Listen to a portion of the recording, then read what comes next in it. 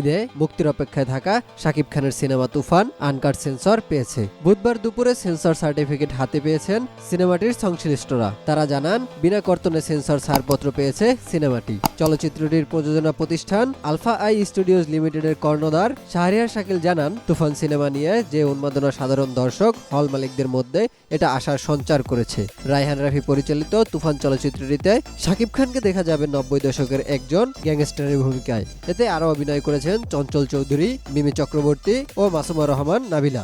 SBF এর director ও co-founder Mahendra Soni, alpha I studios লিমিটেডের ব্যবস্থাপনা পরিচালক শাহরিয়ার শাকিল এবং চরকির প্রধান নির্বাহী কর্মকর্তা রিদওয়ান রনি তারা বেশ আনন্দিত সিনেমার মুখ্য দুই নারী চরিত্র নিয়ে। তাদের ভাষ্য, মিমি দুই বাংলাতেই পরিচিত মুখ, সেই সঙ্গে নাবিলার জন্য অন্যরকম ভালোবাসা দর্শকদের রয়েছে। বড় পর্দায় শাকিব খানের সঙ্গে এই দুই নায়িকা দুই বাংলার দর্শকদের মধ্যে ঝড় তুলবে এরকম আমরা আশাবাদী। এরই মধ্যে তুফান ছবিটির টিজার ও গান মুক্তিতে ছবিটির প্রতি দেশ বিদেশের সব ধরনের দর্শকদের আগ্রহ বেড়েছে কয়েক গুণ। সারা দেশের বিভিন্ন প্রেক্ষাগৃহ কর্তৃপক্ষ এরই মধ্যে ছবিটি নিয়ে উন্মাদনা শুরু করেছেন। ডেস্ক রিপোর্ট, স্টার সংবাদ।